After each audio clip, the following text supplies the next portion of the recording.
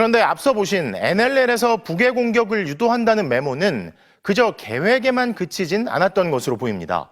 올해 6월 정부가 9.19 군사합의 효력을 정지한 뒤 곧바로 우리 군은 NLL 인근에서 포사격 훈련을 가장 먼저 재개했는데요. 지난 2010년 북한이 이곳에서의 포사격 훈련을 이유로 연평도에 포격 도발을 하며 국지전을 일으켰는데 같은 지점에 최신 포탄을 퍼붓는 훈련을 반복했던 겁니다. 그 정도면 북한군의 반응이 있을 줄 알았다는데요. 이어서 이덕영 기자가 보도합니다. 지난 6월 해병대는 백령도와 연평도에서 대규모 사격 훈련을 실시했습니다.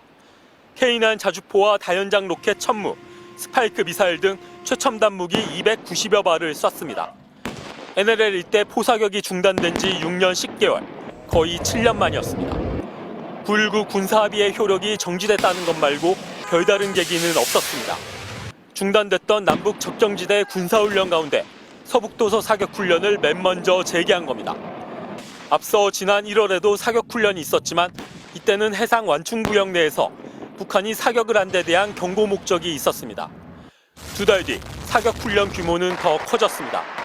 백령도와 연평도 주둔 해병대에서 K9 자주포와 다연장 로켓 1000무를 이번엔 390여 발 쐈습니다. 지난달엔 호국훈련의 일환이라며 백령도에서 K9 자주포 200여 발을 또다시 쐈습니다. 사격구역은 서해 북방한계선, NLL에 인접한 NLL 이남 해상이었습니다. 북한은 접경 지역에서의 군사훈련 가운데 서해 NLL 인근 서북도서 해병부대의 K9 사격훈련에 극도로 민감하게 반응해왔습니다. 실제로 지난 2010년 해병대의 연평도 포사격 훈련을 빌미로 북한은 연평도를 포격했습니다. The South Korean side have fired tens of gunshots on the territorial water of my country.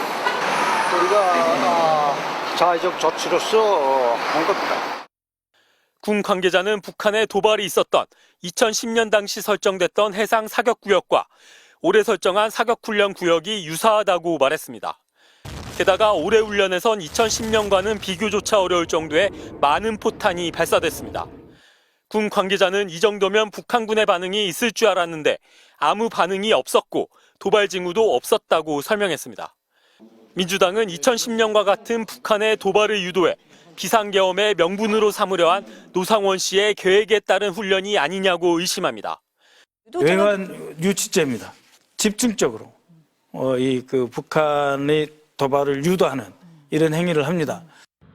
이런 집중 포사격 훈련에도 북한군은 아무런 움직임도 보이지 않았습니다. 북한은 이 즈음 러시아와의 협력에 몰두하고 있었습니다. 지난 1997년 15대 대선을 앞두고 국민의힘 전신 한나라당 측 인사들은 보수 표심을 자극하기 위해 북한에게 휴전선 무력 시위를 요청하는 이른바 총풍 사건을 일으킨 전적이 있습니다. 그런데 윤석열 대통령이 만약 전쟁을 유발해 국민의 피를 대가로 계엄의 명분을 얻으려 했다면 이는 총풍 사건과는 비교조차 어려운 극악한 범죄일 수 있습니다. MBC 뉴스 이덕영입니다.